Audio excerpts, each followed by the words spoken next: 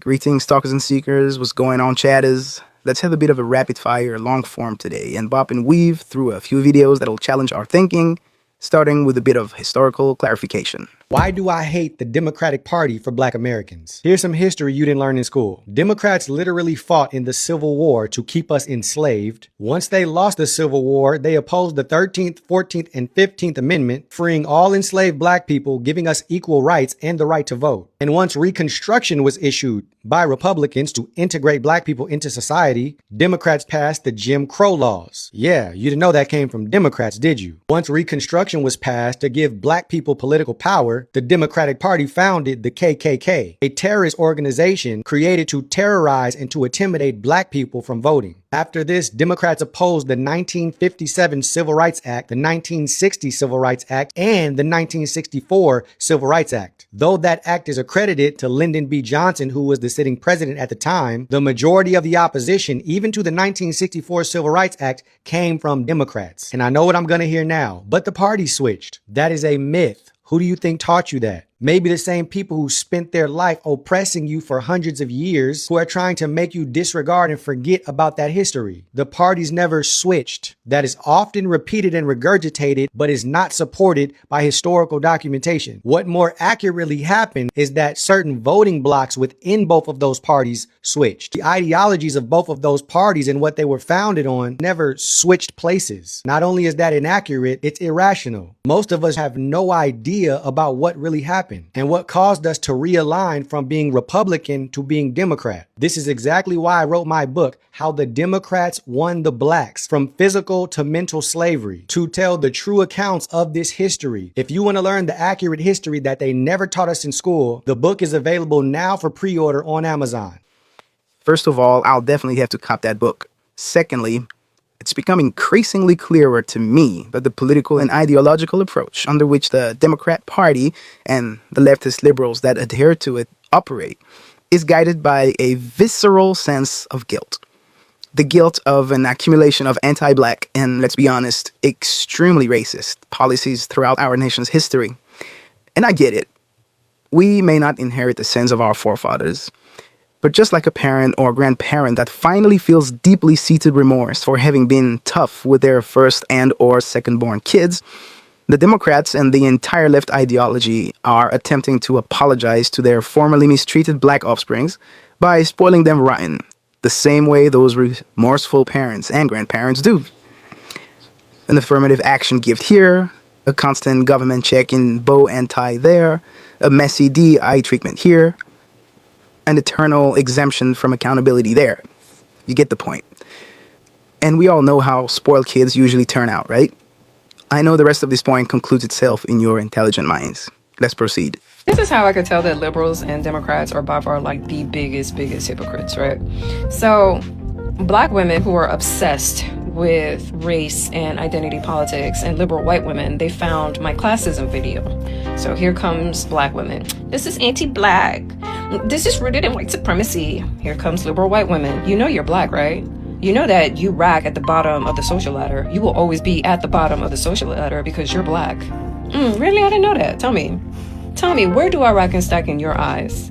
Tell me how you really feel about Black women. But you bitches vote on the same team. Interesting. You'd be surprised if you release the shackles of identity politics and stop making everything about race and being so obsessed with race, you would not be living in this combative state of hostility. You wouldn't be fighting and acting like a bull in a china shop.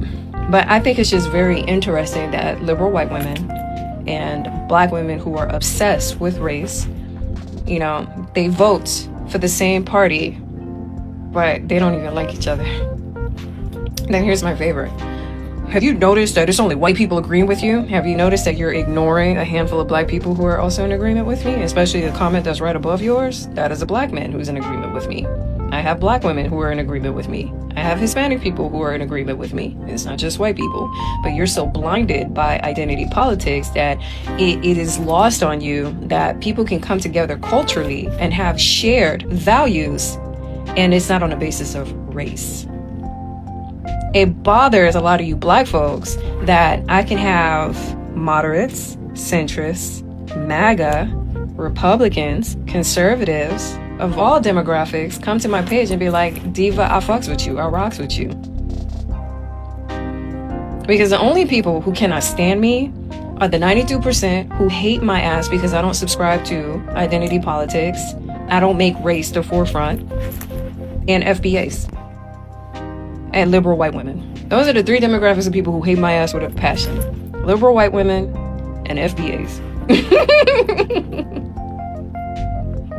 Die mad, be mad, I'ma still do me. And we here at the chat encourage you to still do you indeed. But seriously, how ironic is it that one group, in this case liberal black women, vehemently fight this conservative black woman for her pro-black family, pro-life, pro-togetherness messages, to stubbornly support the destructive ideologies of a group of white liberal women that comfortably and publicly belittle this same conservative black woman by insulting her race, which she shares with them.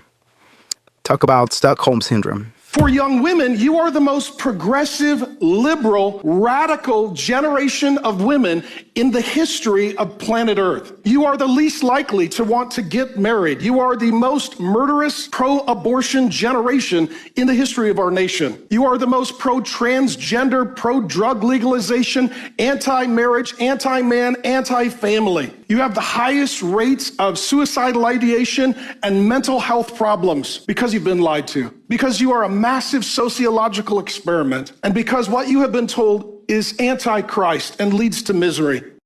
100% agreed on all points. The cascade of mess that has been freed over the years by opening the Pandora box of feminism and misandry, and the research and stats do not lie. Women are more likely than men to be depressed and to take medication for depression.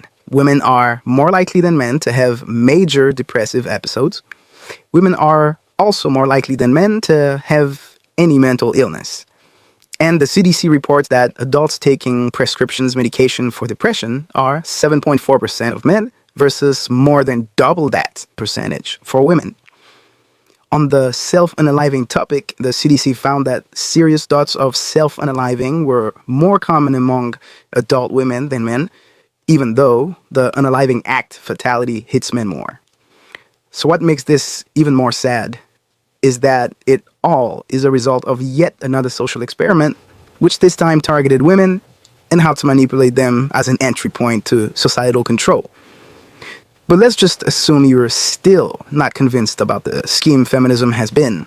Let's dissect it even further. Feminism was a scam to get women into the workforce so they could tax both parents and indoctrinate your kids at school. And only Jews know the real truth. Here's what they're not telling you. Before feminism, one income supported an entire family. Mom stayed home, raised the kids, dad worked. Then the Rockefeller family and the CIA funded the feminist movement. Not because they cared about women's rights, because they wanted to double the tax base. If both parents work, the government collects income tax from both parents instead of one. They doubled their revenue overnight. But here's the real scam. If both parents are working, who's raising your kids? The school system is raising your kids. And who controls what schools teach? The same people who funded feminism. So now they tax both parents and indoctrinate your children. It's the perfect system. Jews figured this out decades ago. We saw Gloria Steinem working with CIA-funded organizations in the 1960s. Rockefeller Foundation, Ford Foundation, all funding women's studies programs and feminist organizations. They sold it as liberation, but it was control. You went from one income buying a house and supporting a family to two incomes barely covering rent. Because when women entered the workforce, wages didn't double. They got cut in half. Supply and demand. Twice as many workers means employers can pay everyone less. So now both parents work longer hours for less money per person. And strangers raise your kids. You call it progress. We call it the greatest wealth transfer in history. Before feminism, one parent could stay home. Now both parents have to work just to survive. And your kids spend 8 hours a day being taught by the state. This is why Jewish families prioritize one parent staying home when possible. We don't trust the system to raise our children. Feminism didn't liberate women. It enslaved both parents. And the people who funded it are the ones profiting from your labor and controlling your kids. So there, clean and concise explanation, along with confirmation that it's indeed been a successful social experiment. And yes, feminism did have benefits women sorely needed and deserve. But the point here is more about trade-offs.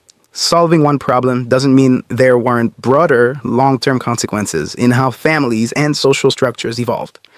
Focusing only on the benefits can miss the full picture. And speaking of those consequences, here's another clip. My wife, Go ahead. My wife's Go ahead. currently pregnant with Uh-huh. her third child. Uh-huh. What is that in her body? Is that a child? No. What is it? Good question. No, We don't have a word you for don't know it. what it is? No, we don't have a word for it. Bread, right? And it's just like it's not a loaf of bread until it's fully baked and like ready to go until you're ready to eat it. Oh, yeah. Kind of same vibe. It is a human. No. What is it? It's in the before the human phase. What? The better place to pin down our definition here is, when does human life begin? Uh-huh. Because Yeah. science actually So, tells us that. oh no, it doesn't though. But okay, continue. I mean, if you I have a whole graduate degree, so you can like mansplain to me the I won't definition of mansplain a it. child If all you you wanna pull out your want, but phone right like now and Google it. I don't give a about the Google definition of a child. What I'm saying is you have a different definition of a child than I do, right? well, but Right, you definition do. coincides with the entirety of the scientific community. No, it's not the entirety of the scientific community. My sister has had an abortion. Let me tell you, she didn't rip that child limb from limb because it wasn't a child, number one. And number two, they don't rip it limb from limb. That just shows that you have absolutely no fucking idea They what you're literally talking go in about. And they suck the brains out. They rip it limb They from limb. suck the whole shit out, you stupid asshole. So if you had heard about the government sponsoring and being okay with 2,000 little babies who are 2 years old getting... They're not 2 years old, you stupid asshole. Listen, How are they 2 years I'm old? giving you an- Tell me more. How are they 2 years old? I'm giving you an illustration. Oh, so you're lying. Got it. No, They're not 2 years old. it's an illustration. They're not 2 years old and they're not children. They're not 2 years old and they're not children. I'm giving you So some- you can't say anything to that, right? So I'm giving you an example of something. No, so you're giving me a false example. Yes, correct. Okay, Yes. so a false example. Can I- You've agreed. can I give it? Got it. So no, because I don't give a about your false example to prove your false argument. That's an illustration. It's not an illustration, bro. It's an illustration. That's why I'm like this right now. Oh my god, I don't know how to talk to this girl. She's proving me wrong at like every angle. Do you think Black Lives Matter? Yes. Okay, do you know how many black lives have been aborted since Roe v. Wade? I love this shit. That is some Guess- shit. guess how You many- are some Charlie Kirk mother. 17 million. Good, you asshole. I thought- Good. I thought Black Lives Abort Matter. the shit. If you want to abort the shit. It doesn't matter. Wow. Two humans come together and create a human in the womb, and that creature still needs to wait for a woke liberal science visa and certificate before having the right to finally be considered a human too. And this reasoning is sponsored by her whole graduate degree, while supported by her very kind male bestie by her side, so cliche. And all of this giving her the right to belittle the male interviewer with the usual leftist verbal tactics of attacks on masculinity, or any type of belittling and insults for that matter. And for her information, the stats once again do speak for themselves. In the United States, and when it comes to abortions, 42% are by black women, 27% by white women, 21% by Hispanic women, and 8% by other ethnic groups. Imagine that. Black women account for over 40% of the nation's abortion rate, yet only are 13% of our population.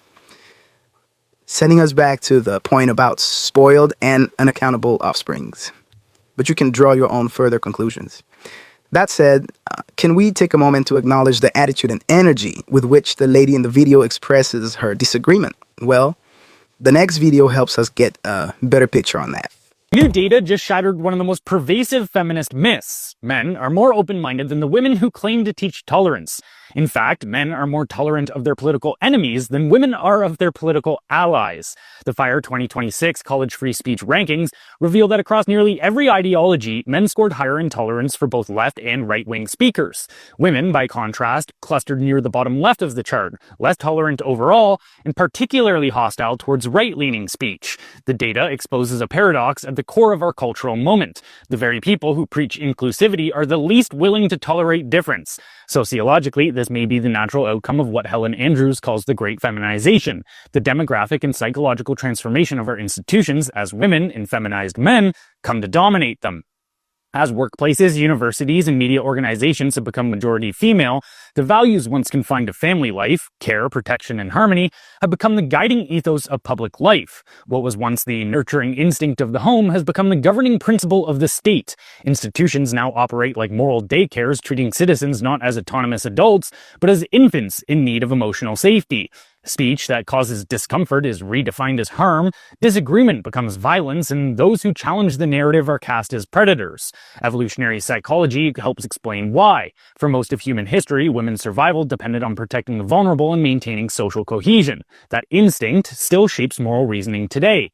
Psychologists call it moral triage, the subconscious sorting of society into infants, or the oppressed, caregivers, the moral class, and predators, the dissenters. Once this lens takes hold, persuasion is replaced by protection and argument by ostracism. The irony, of course, is staggering. Men, long caricatured as aggressive, intolerant, and oppressive, are by the numbers more tolerant of opposing views than women. The tolerance movement, born of empathy, has become a kind of sentimental authoritarianism, a regime of enforced care that smothers the very freedoms it claims to defend. The FIRE data confirms what Andrews describes on a civilizational scale.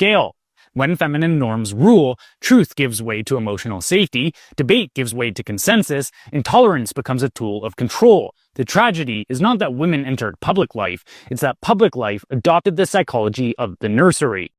Well, that wraps up the entire show perfectly. Thank you for watching. Subscribe, like, and share. And even share your thoughts in the comment section. This is The Chat. We out.